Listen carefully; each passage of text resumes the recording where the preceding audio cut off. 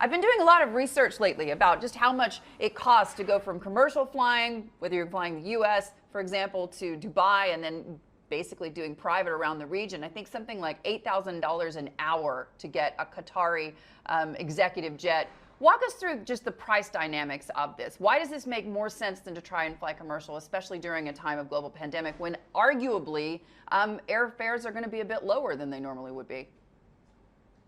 Well, I mean, we're seeing a complete change in the private aviation marketplace. And I think with the democratization which we're pushing in this industry, the price points are coming down. And we did an acquisition about 18 months ago of JetSmarter, and that technology even allows you to do some seat sharing. So you actually just go on our app and you create a flight, and you invite other members to join, and you can bring those price points down. But I think in terms of the actual value proposition of the business jet market, obviously a lot less touch points in terms of health and sanity with the entire pandemic we have around the world.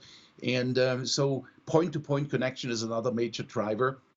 And it just gets you a time-saving value proposition. So all these are the drivers of this industry where we see growth these days.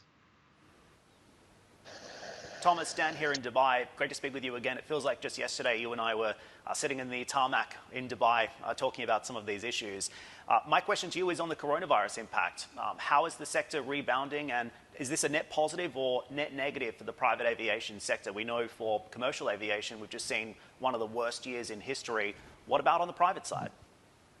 Well, we've seen a very strong V-shaped recovery in 2020, so we're having a net positive now. We're seeing an incredible amount of new members and subscription signups as we're entering 2021. And corporations just want to have access to a global infrastructure.